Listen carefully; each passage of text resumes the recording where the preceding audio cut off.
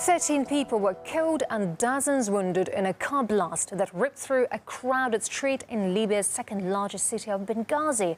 This comes amid a hectic pullout of foreign embassy staffers from the country due to the recent spike in violence. And let's now get more perspective on the situation now with Eric Denisset, director of the French Centre for Intelligence Studies. Mr. Denisset, thank you very much indeed for joining us now. You were on a fact-finding mission in Libya in 2011. How has the situation changed since then? Obviously, the situation is far worse, even if nobody regrets Muammar Gaddafi. But Libya is now a fragmented and very dangerous country, and no one can control the situation. So this kind of chaos is absolutely a nightmare. Who do you think was behind this bombing?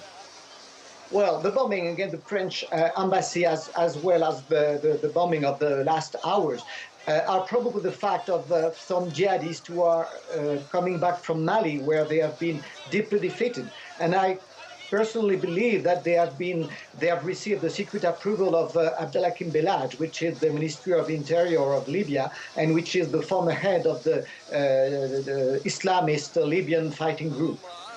Analysts say the government has lost de facto control over the country. How did that happen? Well, you know, Ali Zaidan government doesn't control the country. I wonder if even it controls the capital, Tripoli. The situation is a logical result of what happened during the so-called revolution. Remember, the Transitional Council was an artificial organization with former member of the Gaddafi regime, jihadists, pro-Western Democrats, monarchists. So as soon as they took power, they begin to divide themselves and to fight each other. So this is a logical result of the pseudo-revolution, and I mean, all of the analysts have seen very early what would happen in Libya.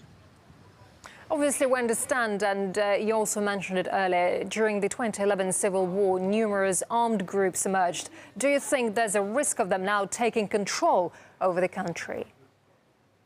I don't know if they're going to take control, but I don't think any group will accept to give back its weapons, because when you know Libya, you understand that every tribe, group, cell, town or family knows that without weapons, they have no chance to survive in this very intricate and violent and complex situation as Libya is today.